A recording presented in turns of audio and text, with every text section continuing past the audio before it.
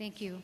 First, I want to start by thanking Ms. Gallo for your work in my district. I know you have 4 sites there. Thank you very much for that work.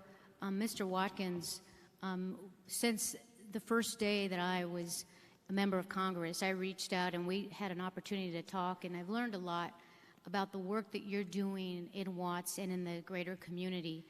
I want to thank you for that work. We've actually done a number of events at the Watts Labor Community Action Committee where you have your location.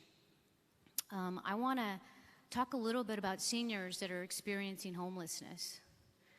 You know, the rising housing costs compounded by insufficient retirement income and life's calamities are driving more seniors into Los Angeles streets. In LA County alone, senior homelessness spiked 22% in 2018. Nationally, only 1 of every 3 seniors is eligible for housing assistance because housing programs receive inadequate funding to meet existing growing need. Can you talk a little bit about what unique needs do older adults have from your experience, and how well it is that the homeless services system set up to help them, can help set them so they can get out of homeless quickly? And maybe share some feedback for us on what Congress can be doing to help the situation to better serve this population. Well, so we are one of the largest senior service providers in the county, in the city, and we have, I don't just say this to blow smoke, we have the best crew, the best staff, the best leadership for that work. And my director, Phyllis Willis, is an absolute expert that's putting input, policy input to the city and the county of Los Angeles on how we should deal with not only the problem of senior homelessness, but seniors that can't get into our places because they're raising children. Oftentimes they have 2nd and 3rd generation children that they're responsible for and can't get out to get the services that we provide. So we'll go to them, but I think the single largest impediment to seniors availing themselves to the services that are available is information that makes them aware of what the possibilities are. Where do they go? What do they ask for? What can they ask for? And you know, that number is so much larger than the number that we actually serve that I have to think that that's at least the underbelly of part of that beast. Right. The other thing I want to touch quickly on, I know that you're doing a lot of work on this. Can you share some of what you're doing in the community to make sure the homeless population will be counted in the census? Because we know that could have a disastrous impact on funding for services and programs. Can you talk a little bit about what you're doing in the community that maybe we can all hear about and learn about?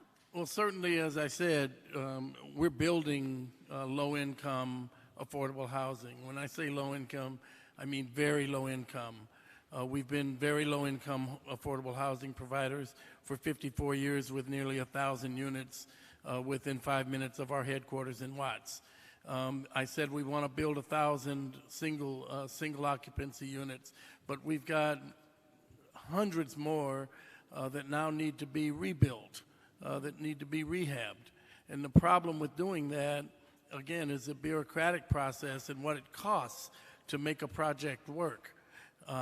But as far as what we're doing to address the problem, I know this afternoon I have a meeting with a gentleman that specializes in container housing. Right. And when we thought about doing container housing 15 years ago, we were told that it would never make it past City Council because it appears as though it's warehousing human beings. We think that container housing is a solution that gentleman congressman spoke about when he talked about small spaces. Container housing can be affordable. It can be completely comfortable with built-in furnishings. It can be made available to people, you know, in large numbers without needing to build it into the ground. Great.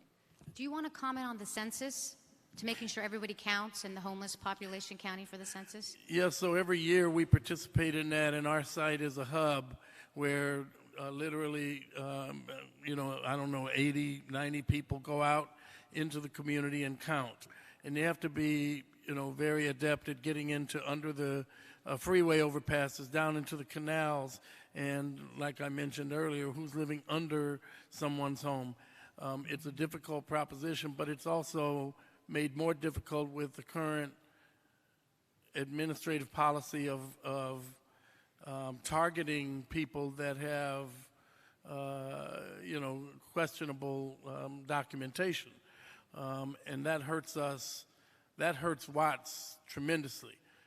For a community that's 75% Hispanic, Latino, we can't even fathom what's going to happen when people that just refuse to be counted are left out of the congressional distribution of resources.